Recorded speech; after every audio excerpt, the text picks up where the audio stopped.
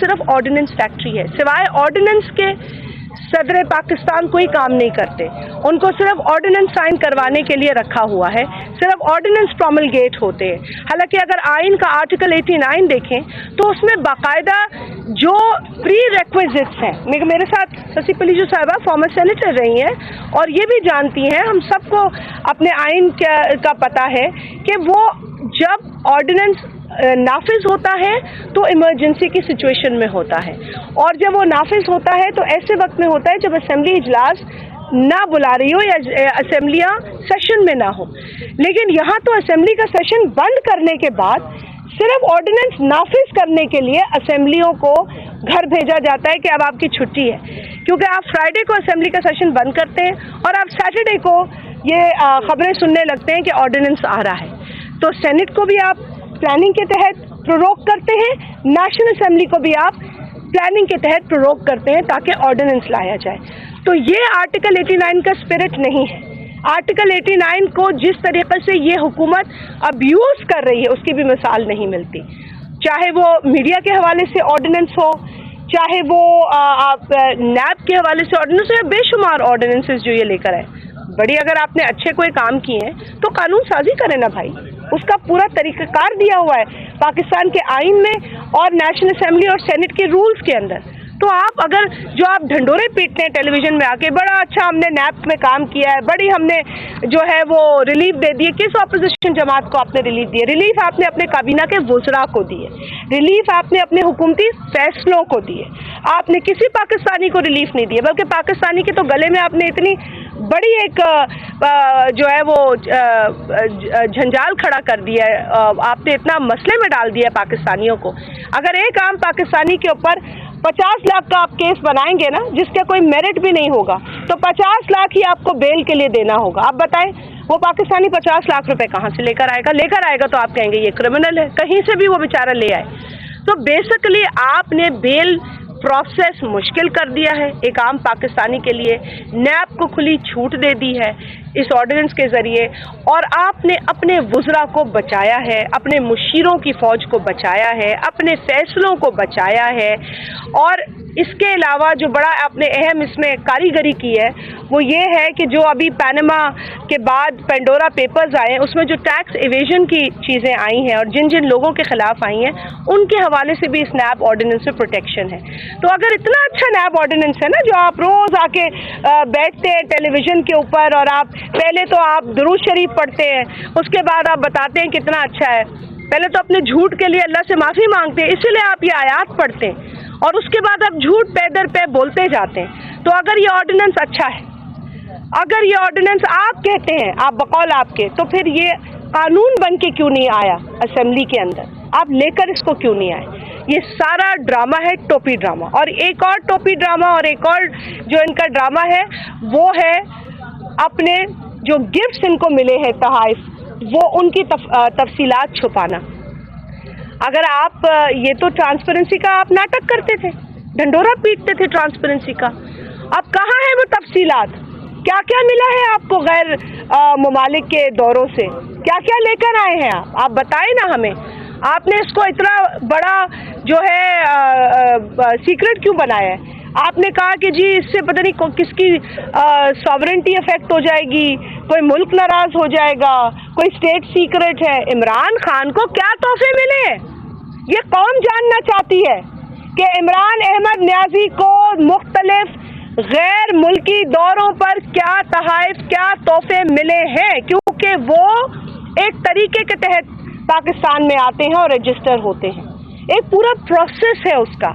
उस प्रोसेस में आप वज़ीर आज़म हो, सदर हो, मिनिस्टर हो, मुशीर हो, आपको जिन जिन ऑफिशियल ओहदों पे रहकर वो चीज़ें मिलती हैं आपको उनको रजिस्टर कराना होता है, उसकी एंट्री होती है। इमरान न्याजी बालातर नहीं है इन चीज़ों से, कानून उसके लिए अलग नहीं है, वो कानून से ऊपर नहीं है। मैडम ये बता दीजिएगा कि DGISI की तब्दीली का मामला चल रहा है, तो कहा यह जाता था कि हुकूमत और फौज एक पेज पर है, तो पीपल्स पार्टी क्या समझती है कि मौजूदा हुकूमत और फौज के एक पेज पर अब भी नजर आ रही है या नहीं? देखिए, हम तो ये कहते थे कि हमेशा से हमारा ये मानना था, जब इमरान अहमद न्याजी امپائر کی انگلی کا ذکر کرتے تھے تو ہم تب بھی کہتے تھے کہ یہ اداروں کو کنٹروورشل بنا رہے ہیں اور اس طرح کی بات نہیں کہنی چاہیے. لیکن اداروں کو کنٹروورشل ہمیشہ عمران احمد نیازی نے بنایا اور ان کی جو پوری ٹیم ہے. آپ دیکھ لیں اٹھا کر الیکشن کمیشن کے بارے میں کیا کہتے تھے. الیکشن کمشنر بہت برا تھا کیونکہ ان کو چند پارٹیز نے, ارے بھائی پارٹیز نہیں سلیکٹ کرتی یا نامینیٹ کرتی, آئین کے اندر طریقہ کار درج ہے. جس آفس میں ویکنسی ہوگی اس میں جو آئینی طریقہ کار ہے وہ کیا ہوگا وہ درج ہے. ان کو برا لگتا تھا. اچھا بھائی آپ لے آئے الیکشن کمشنر, جب آپ کا دور آیا آپ لیڈر آف ہاؤس اور لیڈر آف اپوزیشن کے کنسلٹیشن کے ساتھ لے آئے, لیکن پھر اس الیکشن کمشنر کے کچھ ان کو فیصلے اچھے نہیں لگے تو وہ ان کے لیے برے ہو گئے. تو ان کے قول و فعل میں تضاد ہے. ہم نے ہمیشہ سے کہا کہ ادارے اپنے آئینی ذمہ داری اپنے آئینی دائروں کے اندر رہ کے نبھائیں تو یہی پاکستان کے حق میں بہتر ہے. کوئی کسی کا فیورٹ نہیں ہونا چاہیے.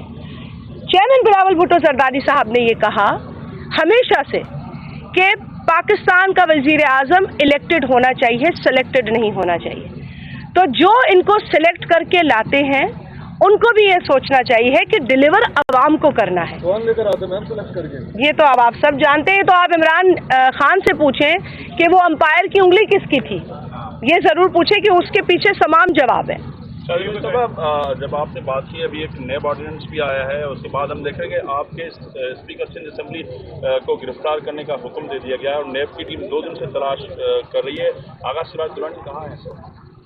میں تو نہیں جانتی کہ وہ کہاں ہے اس وقت, لیکن میں یہ ضرور جانتی ہوں کہ نیب کا جو رویہ ہے وہ پاکستان پیپلز پارٹی کے ساتھ کچھ اور ہے اور موجودہ سلیکٹڈ حکومت میں بیٹھے وزراء اور مشیروں کے ساتھ کچھ اور ہے. میں آپ کے توسط سے یہ پوچھنا چاہتی ہوں کہ کیا ہوا اس بی آر ٹی منصوبے کا, بی آر ٹی جو پشاور منصوبہ تھا جس میں میرا خیال ہے کہ عاجز دامرا صاحب نے تو پوری ڈاکیومنٹری بنائی ہے وہاں جا کر. انہوں نے تو پورا ان کے جتنے اسٹیشن توڑے گئے, جتنا وہاں پر چیر پھاڑ کی گئی, وہ سارا انہوں نے فلم بند کیا تھا. تو کیا ہوا اس پشاور بی آر ٹی کا؟ میں پوچھنا چاہتی ہوں آپ کے توسط سے کہ کیا ہوا راولپنڈی رنگ روڈ اسکینڈل کا. میں آپ کے توسط سے یہ بھی پوچھوں گی کہ ادویات اسکینڈل کا کیا ہوا, اس ماسک کے اسکینڈل کا کیا ہوا جو ایک ایڈوائزر نے غلط فیصلوں کے ذریعے باہر بھیجے اور پاکستان کے پاس کووڈ کے زمانے میں ماسک موجود نہیں تھے. اور ایسے بے شمار اسکینڈلز ہیں. ویٹ کا اسکینڈل ہے, شوگر کا اسکینڈل ہے, پیٹرول کا بہت بڑا اسکینڈل ہے. آپ کو یاد ہوگا کہ 25 روپے ایک ہی رات میں پیٹرول کی قیمت بڑھائی. اس سے پہلے پیٹرول مل نہیں رہا تھا, دستیاب نہیں تھا, اور جو ہی 25 روپے پیٹرول کی قیمت بڑھی تو پیٹرول نایاب ہو گیا. آج بھائی آپ کیا کہہ رہے تھے؟ اخلاقیات کا تو بہت بڑا اسکینڈل ہے. اخلاقیات کا تو اتنا بڑا اسکینڈل ہے کہ انہی کے گلے پڑتا ہے آ کے, وہ انہی کو آ کے انگریزی میں کہتے ہیں کہ ہانٹ کرتا رہتا ہے. اور بلاول صاحب تو کہہ چکے ہیں کہ یہ ملک جو ہے وہ جادو ٹونے سے نہیں چلایا جاتا. یہ ملک جو ہے وہ عوام کے مسئلے حل کرنے سے معنی رکھتا ہے. عوام یہاں روز آپ کو بتا رہی ہے کہ ہمیں گیس کی شارٹیج ہے. کیا وجہ ہے پاکستان میں لوگوں کے پاس ان علاقوں میں گیس نہیں ہے جہاں سے گیس نکلتی ہے؟ کیا وجہ ہے؟ اب یہ بتائے عمران نیازی کہ کون پیسے کھا کے اور کون اپنے خزانے بھر رہا ہے اور کون کرپٹ ہے جب ڈالر کی قیمت بڑھ رہی ہے. آپ کو یاد ہے کہ یہ آئی ایس آئی کی تعیناتی پہ بھی ان کا ایک بیان ہے جو کل سے چل رہا ہے کہ انہوں نے کہا کہ آئی ایس آئی کے ہیڈ کو وہ حکومت یا وہ حکمران جو ہے اپنی مرضی سے لگانا چاہتے ہیں جو تھانے اپنی مرضی سے چلانا چاہتے ہیں. تو آپ مجھے یہ بتا دیں کہ تھانہ کون مرضی سے چلانا چاہتا ہے؟ اب یہ بتا دیں. Party has always been the strong advocate of civilian supremacy. تو اگر پرائم منسٹر یہ کہنا چاہ رہے ہیں کہ وہ D G I S I کے تخلیق کریں گے تو on which side you are? Either with the People's Party has always been for civilian supremacy, has been not only advocating it but we've proven it. ہمارے action سے آپ کو پتہ چلتا ہے کہ ہم نے جو سویلین سپریمیسی ہے یا کانسٹیٹیوشنل سپریمیسی ہے اس کے لیے جو اسٹرگل اور قربانیاں دی ہیں، میں بڑی بات نہیں کر رہی ہوں، میں یہ یقین سے کہہ سکتی ہوں کہ آپ کو کوئی اور پولیٹیکل جماعت پاکستان کی نہیں ملے گی۔ اچھی بات ہے کہ کوئی سویلین سپریمیسی کی پیپلز پارٹی کے علاوہ بھی بات کرے، لیکن اس وقت جو وزیر اعظم پاکستان کر رہے ہیں وہ سویلین سپریمیسی کے لیے نہیں ہے، یہ اسی سوچ کے مطابق کر رہے ہیں جو تھانہ سوچ ہے، اور وہ نہیں سویلین سپریمیسی میں بلیو کرتے۔ اگر یہ شخص سویلین سپریمیسی میں یا اس کی حکومت سویلین سپریمیسی میں بلیو کرتی تو دھڑا دھڑ آرڈیننس کے ذریعے قانون سازی نہیں ہوتی، تو یہ اسمبلی سے غائب نظر نہیں آتے۔ عمران خان کی اٹینڈنس آپ آج بھی نکال کے دیکھ لیں نیشنل اسمبلی میں کیا ہے۔ ہمیں خود ہی عمران خان نے اپنی پہلی اسپیچ میں اسمبلی کے اندر یہ کہا تھا کہ وہ ایک دن آئیں گے سیشن کے دوران اور جو ممبرز کے سوالات ہوں گے ان کے جواب دیں گے۔